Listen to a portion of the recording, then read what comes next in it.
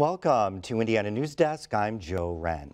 An estimated 16,000 educators braved a chilly day at the Capitol to put on a massive rally.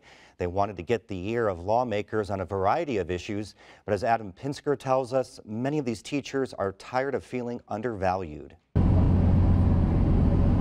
On a morning where North Lawrence Community Schools teacher Anna Wall would be getting ready for class, she's instead piling onto a school bus with dozens of her colleagues to join thousands more in Indianapolis for Wednesday's massive rally at the Capitol.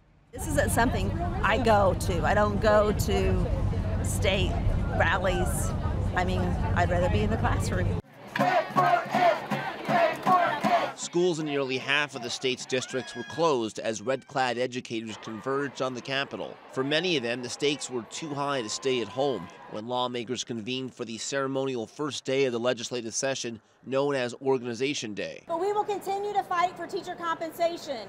We are 50 out of 50 states in teacher increases since 2002. With the state sitting on a massive surplus, educators say it's time for legislators to invest in teacher salaries and classroom resources. When we look at teacher pay in other states that are around this region, and every single state is paying higher than we are losing some of our best teacher candidates. Vigo County School Corporation teacher Diane Burpo says when she graduated college in 1992, she had to leave Indiana to teach because there were rarely openings. Decades later, it's a different story. I'm here today because now there are not enough candidates to fill those positions.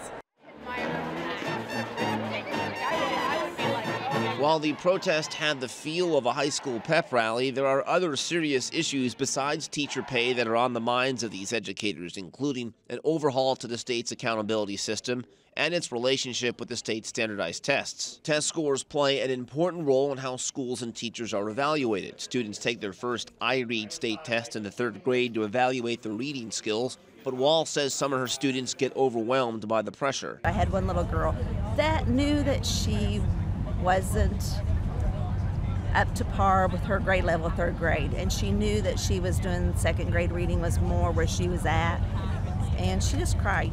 Lawmakers in the Republican-dominated legislature say they're open and willing to hear teachers' concerns. However, opening up the budget may not be one of the options on the table. This is not a budget year, so historically we have not opened the state budget.